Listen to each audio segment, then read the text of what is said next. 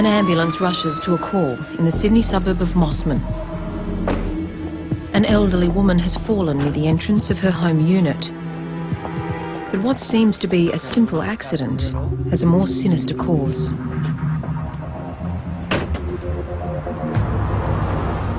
There was absolute fear on the whole North Shore. You start thinking that you might have a serial killer on your hands.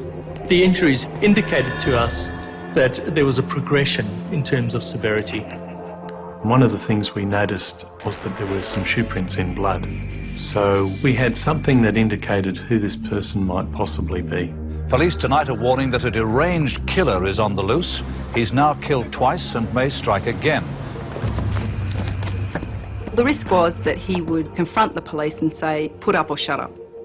Or, who's to say he wouldn't have gone off and attacked another woman. Detectives get this gut feeling. I had that gut feeling. And I knew that was our man.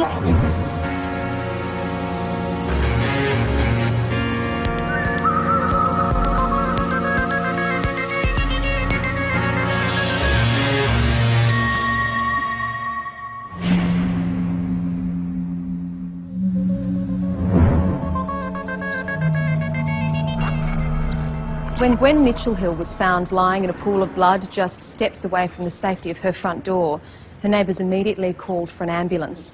But Gwen's shocking injuries quickly raised suspicion. Something wasn't right. An elderly lady doesn't just trip over the doormat and cause that sort of damage. It just doesn't happen. Ma'am, can you hear me? Her bag was nearby, and we asked her friend to check whether she'd been robbed or not, and we discovered the purse was missing. When I received the phone call to go down to Mossman, the nature of the job was uncertain. It was an incident involving an old lady.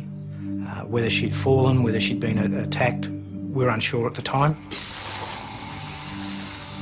Unfortunately for us, there was no crime scene. One of the residents, in good faith, thought they were doing the right thing and actually hosed away most of the blood and any other evidence that could have been there or might have been there. There was a few blood stains, a bit of paper with blood on it, and basically that was about it. We took some blood samples to make sure that they were hers, to make sure that there were no other blood samples there if there was an offender.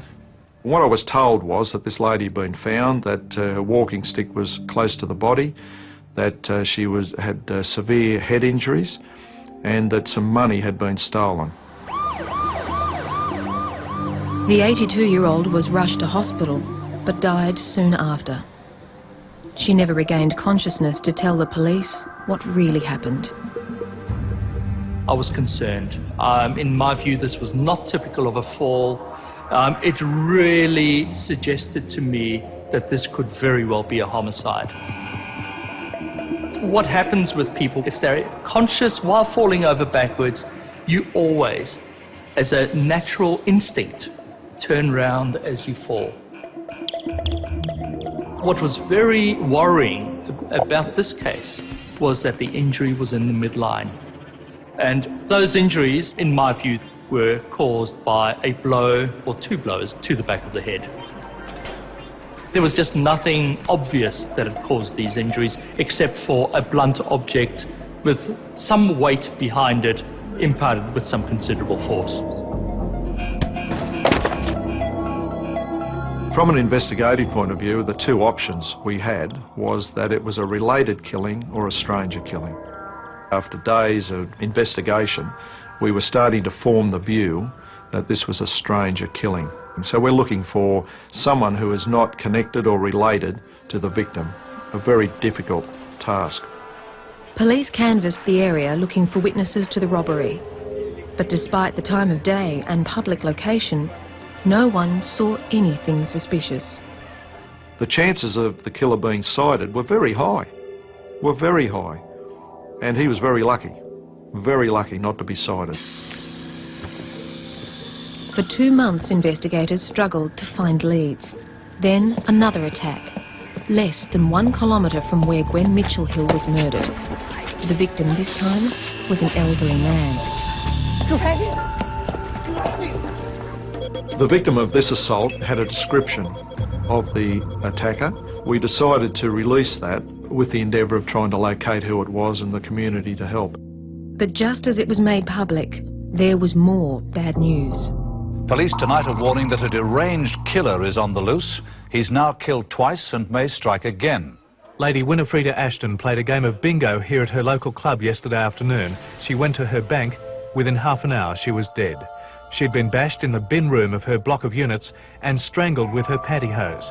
Her attacker escaped with a small amount of money. Today, her neighbours were shocked and living in fear.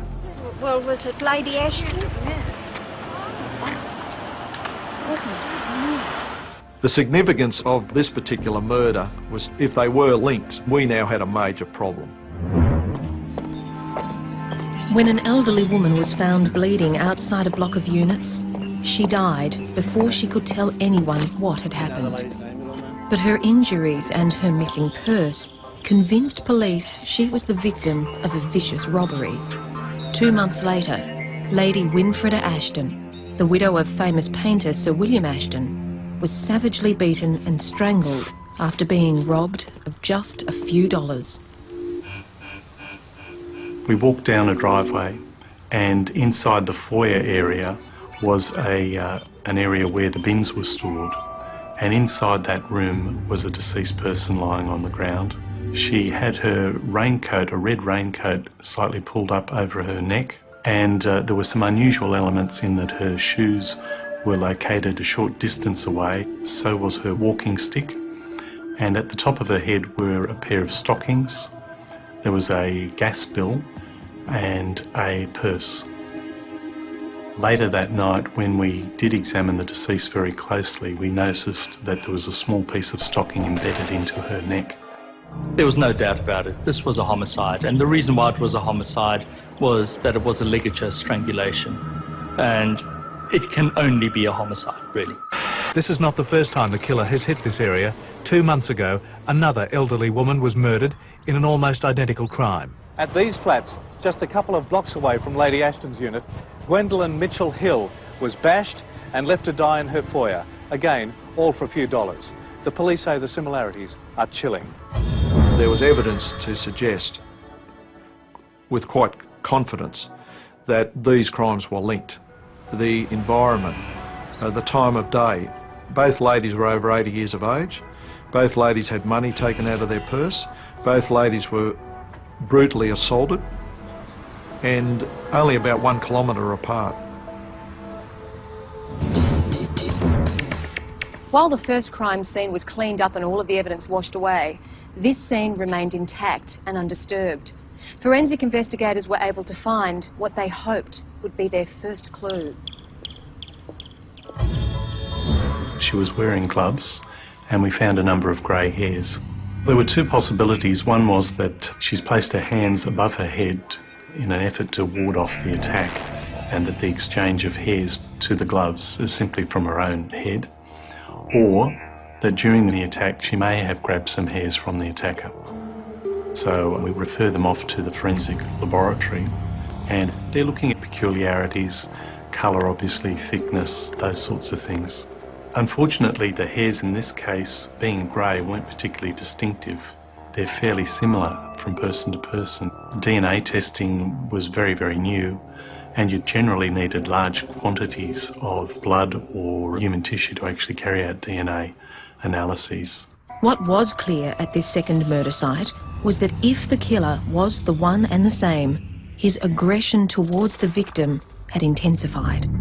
In our first murder, we had a degree of greed in terms of stealing from the purse. What was a little bit different in this one was that the lower half of her body was bare due to the fact that the pantyhose had been removed, and the pantyhose had been used as a weapon. So in this particular case, we were now thinking that it was not only greed and violence that was motivating the killer, but there was a degree of a sexual motivation that could be associated with it.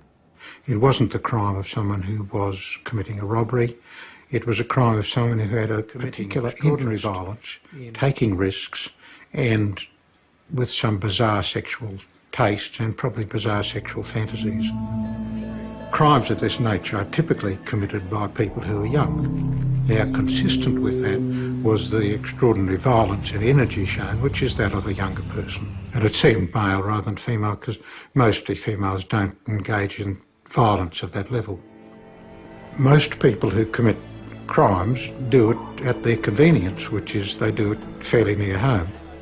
They feel comfortable in the area, they sort of know the streets, they can look out for where people are, and also it means they can plan escape routes if they want to. What we're looking at is someone who round about 4 o'clock in the afternoon is available time-wise to commit a crime, and that narrows the field down somewhat. One of the categories was that it could be a student who gets out of school at 3 p.m. and has a desire to steal money. A couple of the high schools we looked at, you know, there was over 1,000 students attending. And of course at that point in time we didn't know the sex of the killer, although the profile seemed to think that it was a young male.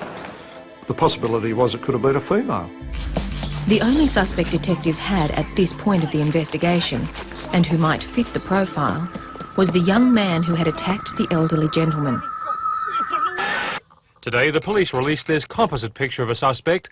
He's 22 to 25 years old and about 180 centimetres tall. I feel I've seen him a few times. Because of the hair, it was unusual. I'm a hairdresser and I notice hair. Police want him because just a few weeks ago he bashed an old man who lives just down the road from Lady Ashton. That's about the only clue the police have got to go on, but they pretty well believe the killer is a local who may well strike again. One of the aspects of a serial killer is that there is an emotional time break between killings. And in this particular case, there was about 9 weeks between the two. So there's a cooling off period when someone's operating as a serial killer. Therefore, our decision-making process was if we had a serial killer on our hands that had committed 2 murders, we expected a third. The murders of 2 elderly women in the Sydney suburb of Mossman had police convinced they were dealing with a serial killer. Then a report came through of another attack. Doris Cox is a resident of the Garrison Retirement Centre off Spit Road in Mossman. On Wednesday at about 4 in the afternoon, she was walking down one of the narrow pathways inside the grounds when she was attacked. She had severe injuries to her head and to her face. The original thought by the other residents that found her was that she'd fallen over. The crime scene again was washed down by staff at the retirement village. There were some dilute bloodstains and that was all that was left for further examination. Mrs. Cox is now in a satisfactory condition at Mossman District Hospital. Doris. Here was someone who perhaps could tell us who the killer was or a description of the killer. But unfortunately she was a chronic dementia and she had no recollection of the assault or who committed the crime. And these things happen. I mean, this was one of those days.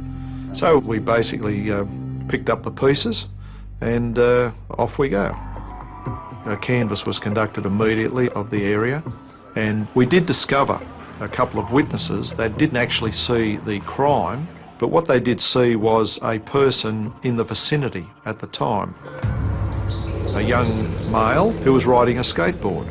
And where this person was riding the skateboard was down the footpath, only a couple of metres from where the crime occurred. And it was at that time, it was round about 4 o'clock. So he became a person of interest, a real person of interest. Sydney detectives want to question a young skateboarder over the brutal assault on a woman in Mossman 3 days ago. The youth was seen in the area at the time of the attack, and police believe the sighting could be linked to the murders of 2 other elderly Mossman women earlier this year.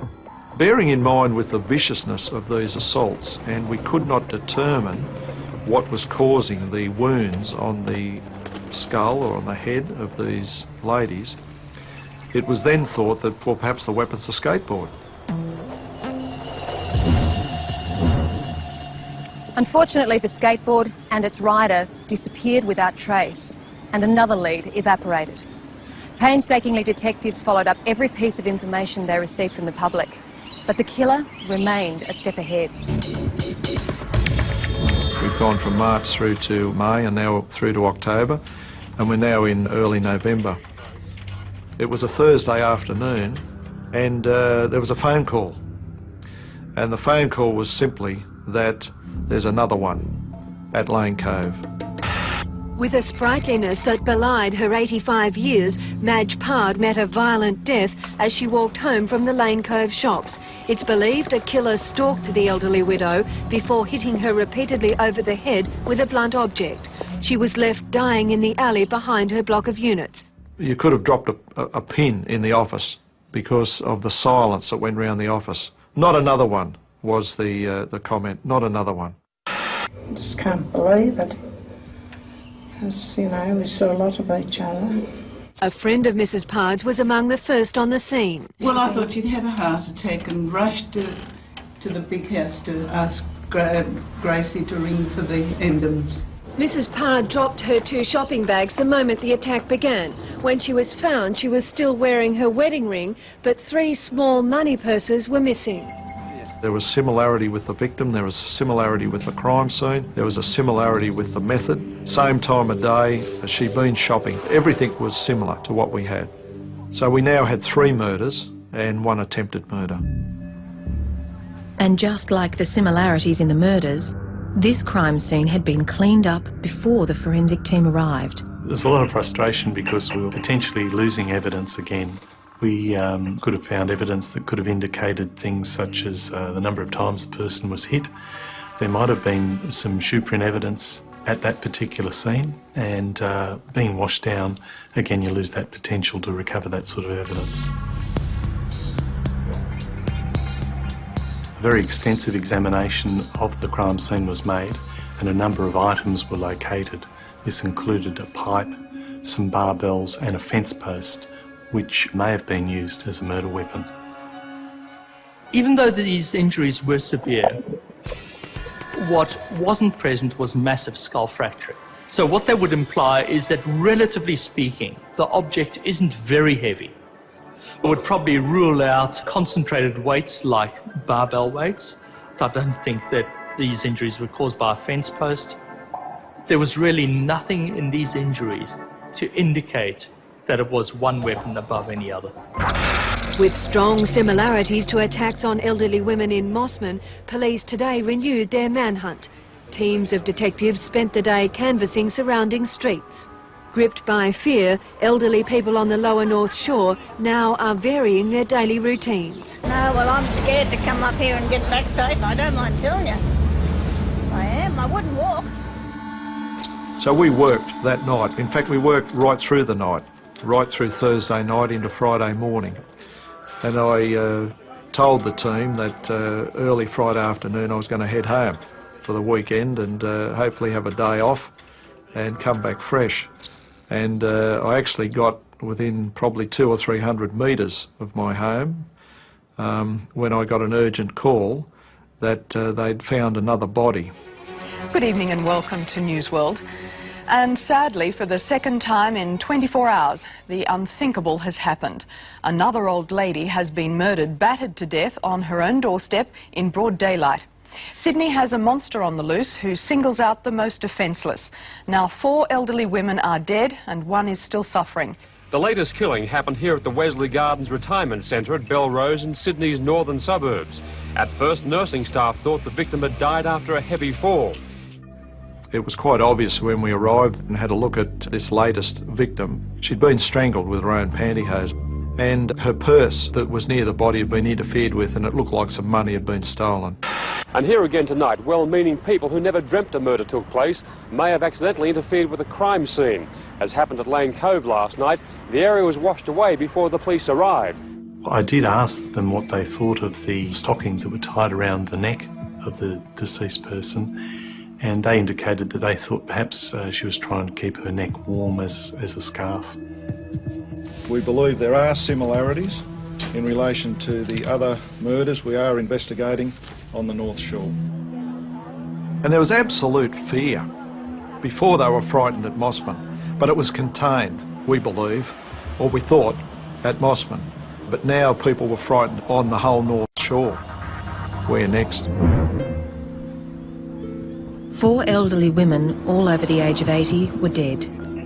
All had been bashed and robbed, all murdered around 4 p.m. There was no doubt police had a serial killer on their hands, and the time span between his killings had now lessened to 24 hours. When things are proceeding like this, you can be fairly sure that they're going to reach some sort of a climax, which is likely to be more florid crimes, or he decides that he's had enough and makes an admission and calls up the police. The murder of Olive Cleveland sent the media into a frenzy. Newspapers were calling the murderer the Granny Killer, and the pressure on police to find him was extreme. Police have intensified the manhunt. Additional detectives assigned to the case spilling over into makeshift offices in a garage at Mossman Police Station. We went from a group of 15 or 20 investigators investigating a couple of murders.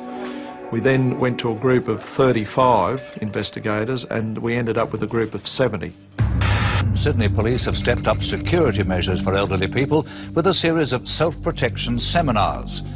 The large turnout for the first of the seminars is a strong indication of the fear among the elderly that the killer will strike again. Well, that last lady that was... It was so close to home. It was very for close us, to us. And we are, well, we're not totally altogether frightened, but, I mean, we are, well, we'd like some security. What was concerning the task force was that the latest killing had occurred outside the geographical area of the first 3. There has to be a link between the murder scenes, and the question that we all asked ourselves was, what is the link? And that's what an investigator's got to look at, and that's what we looked at. One of the characteristics of a serial killer is that they work in an area where they've got control or knowledge, or it's a comfort zone. So we believed the killer had some intimate knowledge of the area of Mossman, intimate knowledge of the area of Lane Cove, and intimate knowledge of this retirement village at Belrose. There was a common denominator geographically with these locations. Find the geographical link and you'll find the killer. But less than 2 weeks later, there was another murder. The Granny Killer had returned to a street not far from his first victim. A widow who lived alone, Muriel Faulkner, had recently suffered a stroke. Sometime after 4:30 on Thursday afternoon, she became the North Shore Killer's 5th victim. Mrs Faulkner was strangled and bashed, her body found in the blood-stained hallway by a visiting neighbour. The injuries here were severe head injuries caused by a blunt object again, as well as strangulation, and then what appeared to be a displaying of the body after death. This was an addition to the previous cases, and again indicated to us that there was a progression in terms of severity. It's usual for people who are committing a series of offences to become more confident as time goes on, or to do things in a more deliberate fashion because they've had a bit more practice. That's fairly classic among the development of offences of this nature. He had plenty of time with Mrs Falconer because he somehow succeeded in getting into the house. Once into the house, it would have been easy to subdue her, and once she was killed, he had plenty of time to arrange the body, do whatever bizarre things pleased him and made him feel good, and then depart. The amazing and outstanding factor about this crime scene was that it was the first pristine crime scene that we had. It was a crime scene inside a dwelling. And one of the things we noticed was that there were some shoe prints in blood. We immediately thought that these could well in fact be those of the attacker. But there was a problem. The shoe prints weren't very clear. We subjected the carpet to a number of chemical treatments and light treatments, and we did this in a particular sequence, and we found that with a particular treatment we were able to actually recover a lot more detail that wasn't initially visible to the naked eye. We could see sufficient detail to determine that this was some sort of business shoe or some sort of perhaps military shoe. Even though a lot of young people have large shoes, It was a type of shoe that is worn by not so much a juvenile, but a more mature adult male person. We're now starting to move towards it being an older person rather than a younger person. One of the issues that came up was the very neat arrangement of things. I think the stick was put in a particular place and the victim's shoes were arranged in a particular way. And people who are taught neatness and who learn to live a life of neatness have often spent a lot of time in the military. Troops are today pounding the beat on Sydney's North Shore to protect the elderly from the serial killer. Hello, ma'am. How are you? Good afternoon. Now believing the granny killer was an older man, investigators decided to re-interview previous witnesses, hoping to prompt fresh memories. I was asked to go and speak to the neighbour of Muriel Falconer down at Mossman. She opened up a little bit more than what she did initially to the police and told me that she saw a grey-haired man, quite portly, and he looked like a doctor. And on our way back to the office, I said, how perfect would this be? A portly old man with grey hair in his 60s running around committing murders in Mossman, and who would suspect him? It was first thought the granny killer was a young man. But now police had a shoe print and a sighting at the last crime scene that suggested someone older. And there were also those indistinguishable grey hairs on the gloves of the second victim. I said, how perfect would this be? A portly old man with grey hair in his 60s running around committing murders in Mossman, and who would suspect him? Detective Tuxford now went looking for reports of the grey-haired man at the crime scenes, and the result was chilling. I went back to the Lane Cove area. I did locate a number of people who in fact saw a middle-aged man with grey hair. G'day, love. Let me carry one of those for you. Oh, thank you. The grey-haired man assisted this neighbour of Mrs. Payard's to her unit, and this neighbour thought what a lovely man this man was to assist her with the groceries. So again, a grey-haired man had been placed at the crime scene. But was this man a good Samaritan, or indeed the killer? Then a report of an assault a month before the first murder and near to that crime scene gave detectives a lead. She was visiting from Queensland and she had been shopping for the day and was walking home to where she was staying. The assailant bashed her over the head and took her handbag, money. Luckily for the detectives, the victim had taken good notice of her assailant as he walked by. No longer was he just the grey-haired man. Detectives get this gut feeling. I had that gut feeling, and I knew that was our man. But they had no name for him, and it was now 3 months since the last murder. I was on afternoon shift and I got a call to attend the Greenwich Hospital where a woman had said that she'd been assaulted, indecently assaulted by a man.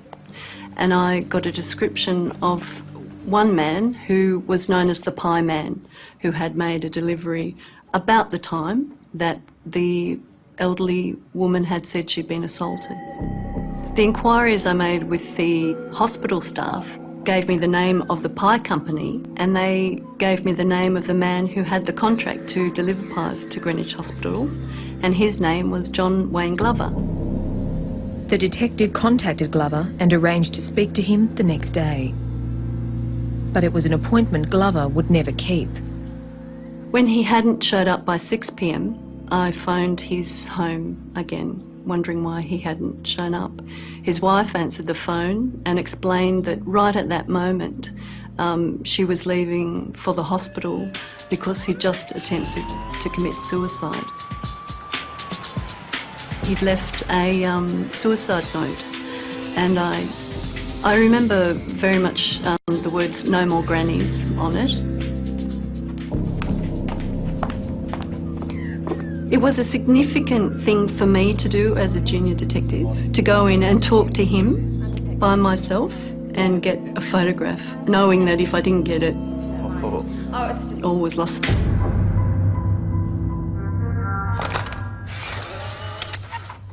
This was a tremendous breakthrough for the task force, because we now had, not only did we have the sketch drawing of the 50-year-old male grey-haired suspect who had committed a lot of assaults, we now had a Polaroid photograph of another suspect who had come to light just recently. Our feeling was that we were on the way. We were on the way. As John Glover was placed under surveillance, his background was being checked. And not surprisingly, apart from his age, it matched the forensic profile perfectly, starting with a criminal record in his 20s. There was one there where there was some assault on a woman. There was one there of offence of peep and pry. He had in fact had some period of time in the army, in another country. We found out that he was a company representative and he had a company car. We found out that he normally worked of a morning and he was normally finished by 3 o'clock in the afternoon. So he has the availability of time. The other thing we learned about him was that he was linked to the crime scenes by employment. As a pie salesman, John Glover's job took him to Belrose, Lane Cove and back to his home in Mossman. It doesn't prima facie mean that he's the killer at that point of time, but it certainly gives us that sense of encouragement and direction. The pieces of the puzzle were falling together, but the detectives needed more before they could make an arrest. What we wanted was evidence, and what we were going to do was allow him to select a victim, if he did. We would then obtain evidence of him stalking the victim, of being a predator, and we would allow him to get within probably metres of a victim, and then we would prevent the crime. There were times when he would stop his vehicle and get out of the car and go for a walk, and that became something of interest as to what he was up to. But then he wouldn't do anything. He'd simply get back in his car and off he'd go again.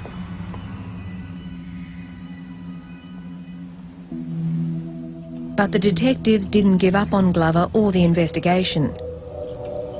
They were now targeting nursing homes and unreported sexual assaults, wondering if Glover, the pie salesman, might have dropped by.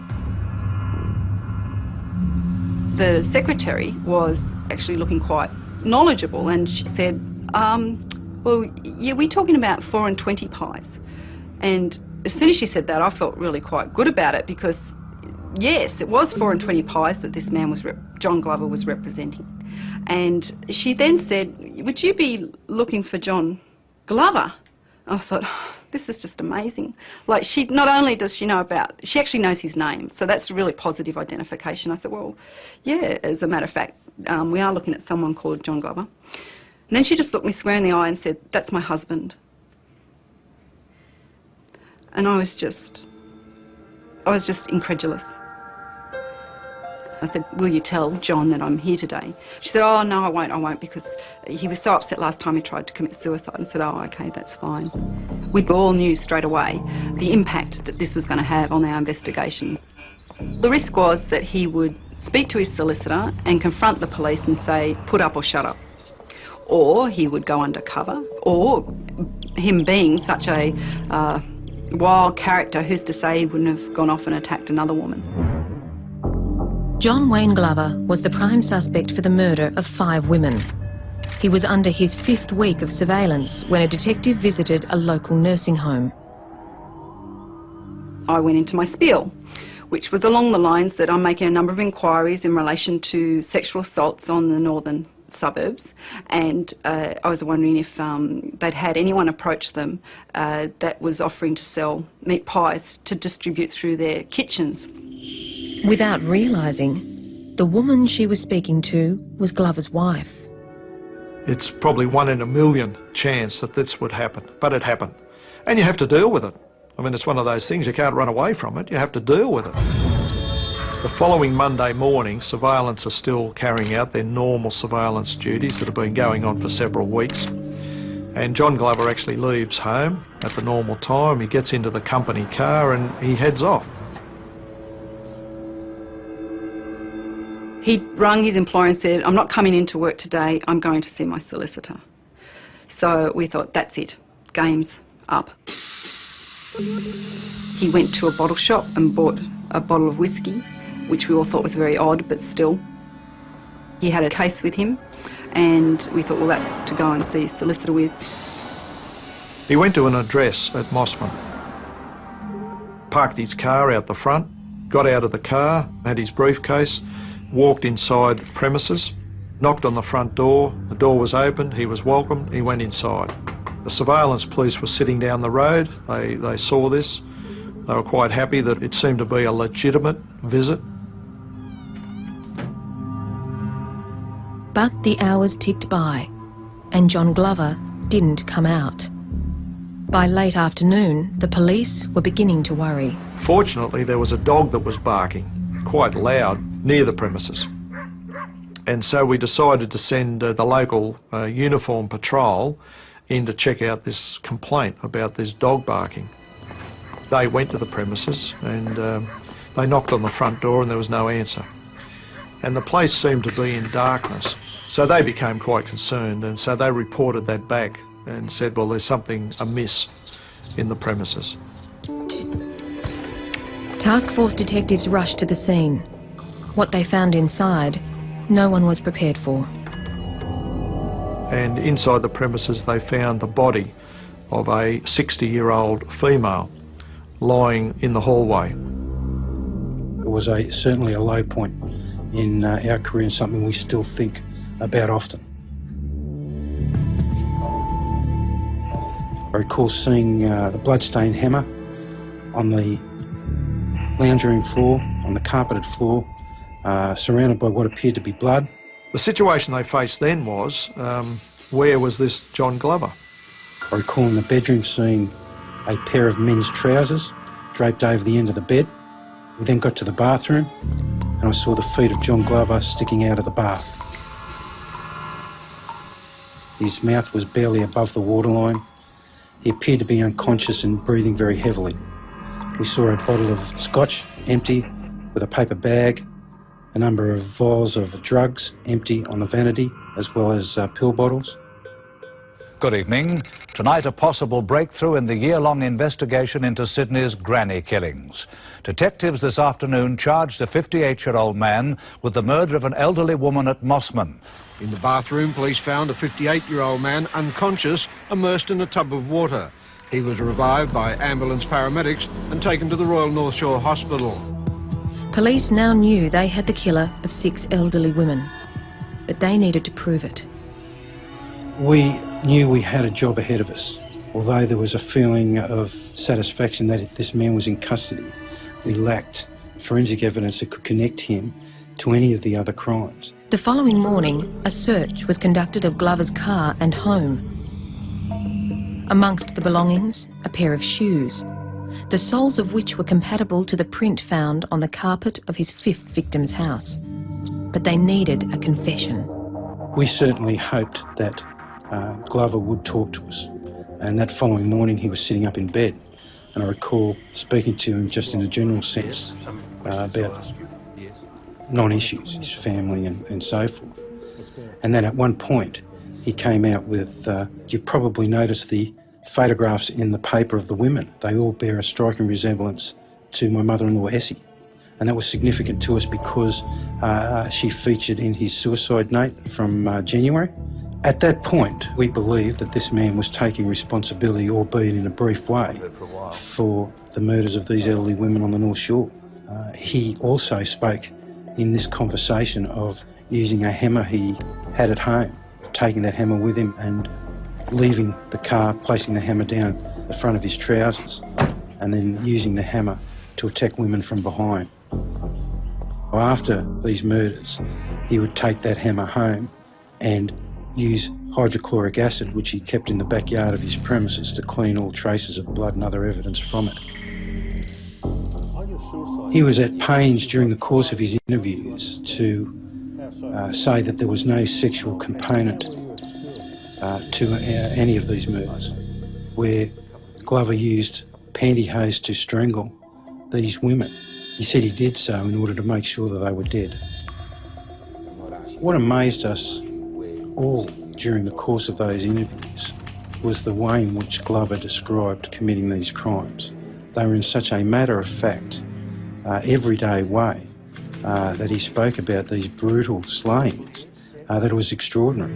It was like he was talking about making breakfast. In fact, during the course of each of the interviews, Glover clearly articulated that he would go to the club and drink beer with the money he'd just robbed from the victims. After leaving hospital, Glover showed police where he disposed of the belongings of some of his victims. Like his killing field, the spot was not too far from his home. 2 Sydney psychiatrists have given evidence in the Supreme Court, diagnosing so-called granny killer John Glover as mentally ill. The defence is arguing that Glover is not guilty on 6 charges of murder on the grounds of diminished responsibility. In an interview, the 58-year-old salesman had explained, "It's as if John Glover, the good guy, was watching John Glover, the bad guy. I felt powerless to stop it." I asked him how he explained it. He said, well, the bad John Glover would come out and do the act, and then the good John Glover would then take over, which was very easily dealt with by saying, well, at what point did the good John Glover come out? Was it before you washed the hammer or afterwards? You see, it was very clumsy. The jury rejected Glover's insanity plea. They found him guilty on all charges. Justice James Woods described Glover as a dangerous man who, if released back into the community, would almost certainly gratify his desire to kill. Glover was given the maximum sentence for each offence. His file was marked, never to be released. John Glover knew exactly what he was doing, that he intended to do what he did. He was cunning in how he did it, and I think that I would put him in the category of simply being bad, not mad. John Wayne Glover had attempted to kill himself while on the outside and again behind bars. 15 years after he was found guilty, he was finally successful. Sydney serial killer John Wayne Glover has died in prison. The man known as the Granny Killer was found dead today in a shower block at Lithgow Jail. He'd hanged himself. 72-year-old Glover was jailed in 1991 for the murders of 6 elderly women on the North Shore. No family members attended Glover's funeral. He was buried as he lived, with his demons and secrets. There are other crimes in Australia that have similarities to the crimes committed by John Glover. I still believe that there are certain aspects of his life and aspects of other crimes that may have been committed that one may never know about.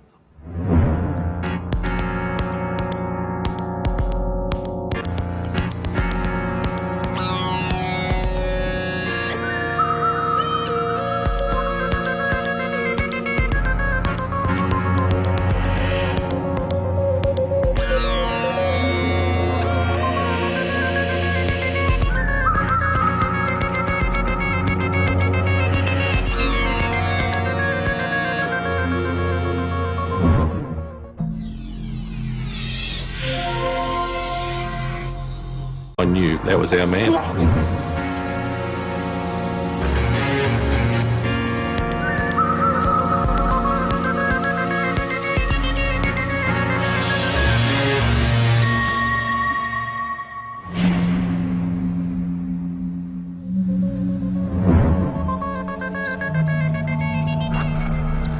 When Gwen Mitchell-Hill was found lying in a pool of blood just steps away from the safety of her front door, her neighbours immediately called for an ambulance.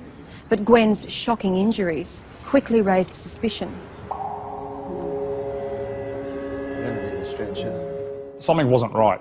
An elderly lady doesn't just trip over the doormat and cause that sort of damage. It just doesn't happen. Ma'am, can you hear me? Her bag was nearby, and we asked her friend to check whether she'd been robbed or not, and we discovered the purse was missing. When I received the phone call to go down to Mossman, the nature of the job was uncertain. It was an incident involving an old lady. Whether she'd fallen, whether she'd been attacked, we were unsure at the time. Unfortunately for us, there was no crime scene.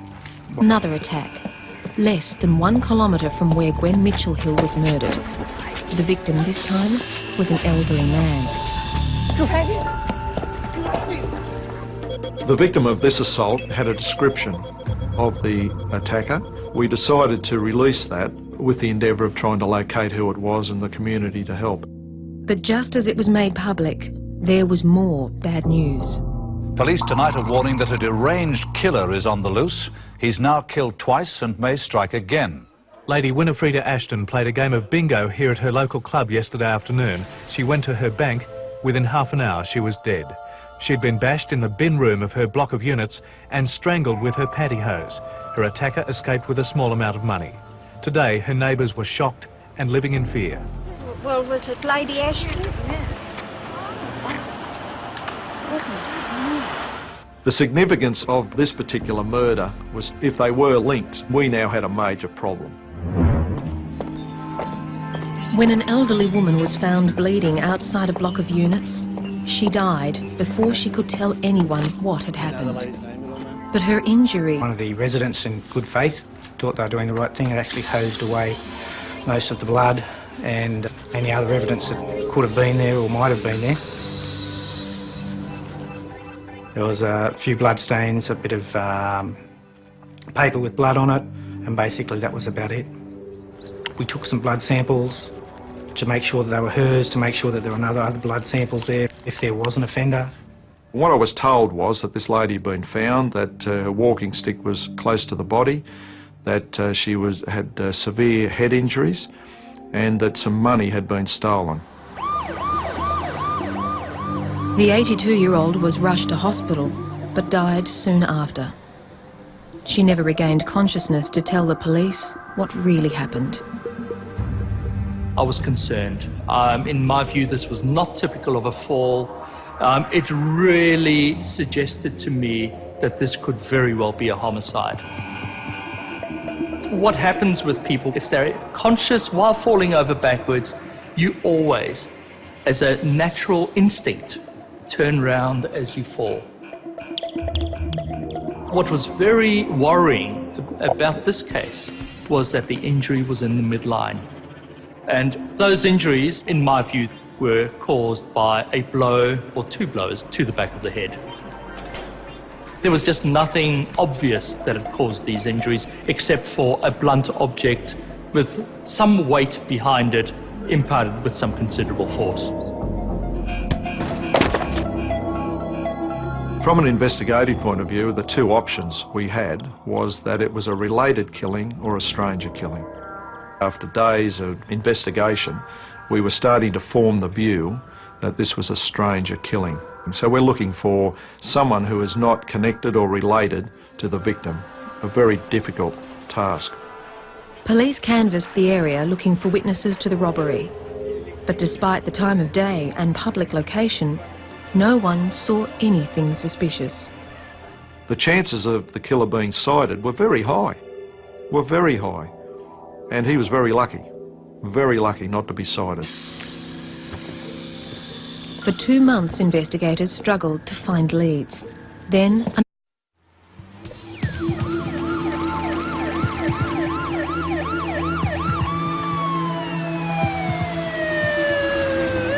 an ambulance rushes to a call in the Sydney suburb of Mossman. An elderly woman has fallen near the entrance of her home unit. But what seems to be a simple accident has a more sinister cause.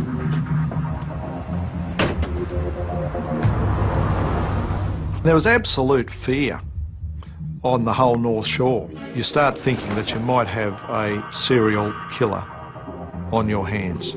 The injuries indicated to us that there was a progression in terms of severity. One of the things we noticed was that there were some shoe prints in blood. So we had something that indicated who this person might possibly be. Police tonight are warning that a deranged killer is on the loose. He's now killed twice and may strike again. The risk was that he would confront the police and say, put up or shut up. Or, who's to say he wouldn't have gone off and attacked another woman. Detectives get this gut feeling. I had that gut feeling. And